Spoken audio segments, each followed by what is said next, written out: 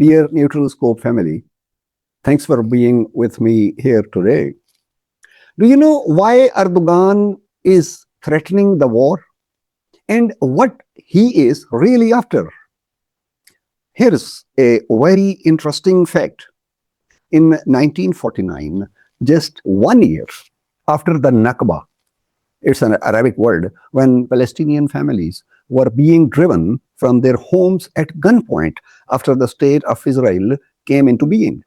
One Muslim majority country did something that shocked the entire Islamic world. It officially recognized the state of Israel. That country wasn't a Western puppet. It wasn't a small, powerless state who might be desperate for American approval. That country was Turkey. I think it was 2004 when in transit at Istanbul airport, I stood seeing the passengers boarding on a Tel Aviv-bound flight. That was an unusual sight for me, at least that time. And for the next 70 years, Turkey and Israel were great allies, trading partners, intelligence sharers, strategic friends. So when Turkey's president Erdoğan stood up last week and threatened to militarily attack Israel, the same Israel his country recognized, the question isn't just what he said. The question is, why now? Why him? And what is he really after? Today I'm going to show you 5 things that the mainstream coverage is completely missing. Okay, let's count. 1, why Turkey is moving right now and what vacuum is it trying to fill? 2, how a gas pipeline under the Mediterranean Sea is at the center of this entire conflict. 3, what Russia and China have to do with Erdogan's sudden confidence. 4, whether this is genuine moral leadership or a political distraction from a collapsing economy. And last, the most important question of all, is Turkey the last wall standing against Western hegemony in the Muslim world, or is this a dangerous gamble that could backfire catastrophically? Let's get into it. Let's talk about the vacuum. Here's the first thing we need to understand. You know, for decades, Muslim world had a clear power structure. Saudi Arabia provided the money. The United States provided the military umbrella. And between them, they kept the Middle East in a particular order. An order that benefited them, not necessarily the people living there, but that structure is now cracking. Saudi Arabia is now focused on its Vision 2030, shopping malls, tourism, economic transformation. It has quietly normalized relations with Israel. It's no longer the emotional center of Muslim resistance it once was. Let's talk about Pakistan, a nuclear-armed state that could have been the anchor of an independent Muslim bloc. It is currently surviving on Gulf bailouts and IMF conditions. It can't afford to take independent positions. It is for now, according to the most of the analysts, a client state. There was a man with his famous vision, absolutely not in Pakistan, but he has been removed.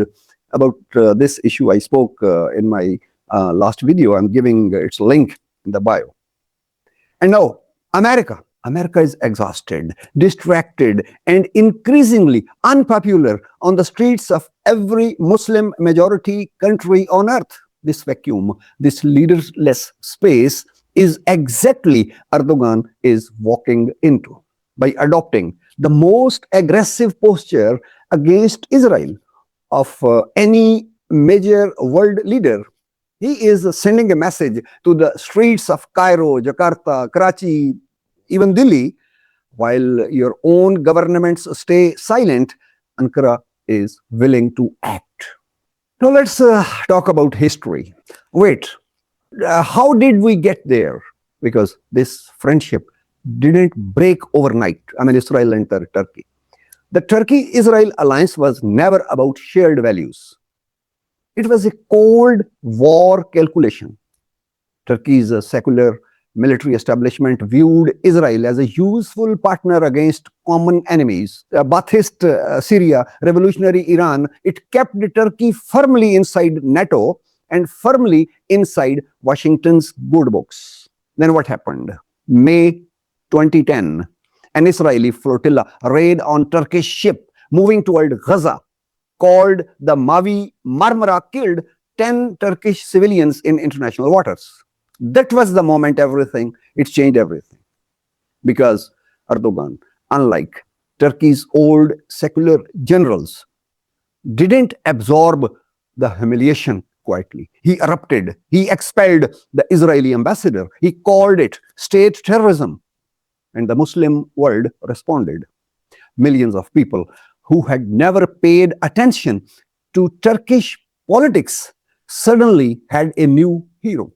That moment didn't just damage a bilateral relationship. It launched Erdogan's reinvention as the Muslim world's strong man. And he has been building on that identity ever since. Now let's talk about the gas pipeline. I think you've never heard of. Beneath all of this moral rhetoric, beneath all the speeches about Palestine and justice, there's a very cold, very practical reason why Erdogan needs Israel weakened. It's called East Med Pipeline. Here's a simple version. Under the Eastern Mediterranean Sea, there are enormous reserves of natural gas. Israel, Greece, and Cyprus made a deal that would build an underwater pipeline to carry this directly to Europe. Billions of dollars, massive strategic influence, Europe's energy future. And Turkey? Turkey was deliberately excluded. For Erdogan, this is not just a financial loss. It is a strategic humiliation. That's how he took it. It means that the entire Eastern Mediterranean energy map, one of the most important maps of the next 50 years, is being drawn without Turkey's consent. Every threat Erdogan makes against Israel is also a message to Europe. You can't build your energy future in this region while ignoring us. This is not just about Gaza. This is about gas. Moving forward, let's talk about the Eastern Shield. So why does Erdogan feel bold enough to challenge the Western order? Where is this confidence coming from? Isn't it an interesting question? The answer is Russia and China. Let me explain very briefly. Turkey recently purchased the S-400, Russia's most advanced air defense missile system. Very famous. America was furious.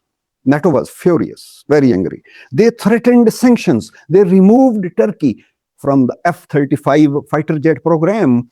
And Erdogan said, essentially, I don't care. That was a signal that Turkey is no longer fully dependent on Western approval. At the same time, China has been quietly investing billions into Turkey through its Belt and Road Initiative, BRI, the global infrastructure program that China is using to build economic relationships across Asia, Africa, and the Middle East. For Turkey, this means that if Western banks and Western markets turn hostile, there is another door open. Turkey is the first NATO member to genuinely build a safety net outside the Western system. And that safety net is what gives Erdogan the courage to speak. He speaks. Little forward, the inconvenient truth. I'm very honest with you because it is where it gets complicated. Everything I have told you so far makes Erdogan sound like a strategic genius, a brave leader, a man of principle. But there is another explanation, and it is less flattering. Turkey's inflation has been devastating. The Turkish currency lira has lost enormous value in recent years. Ordinary Turkish families are struggling. And Erdogan's government has faced serious corruption allegations targeting people very close to him.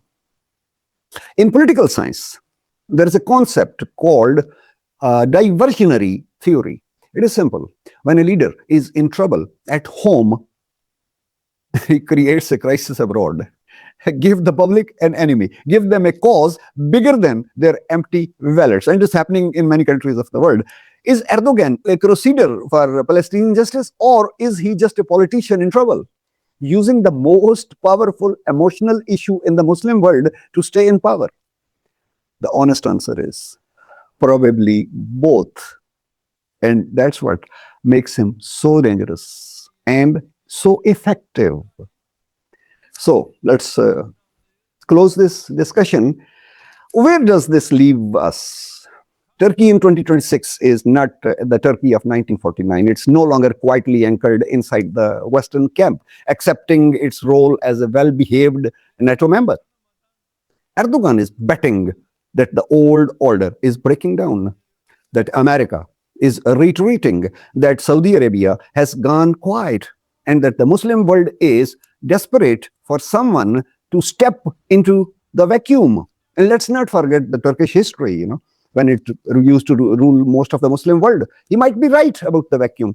The question is whether Turkey has the economic strength, the military depth, and the genuine moral consistency to fill it, or whether this is a brilliant performance that eventually collapses under the weight of its own contradictions.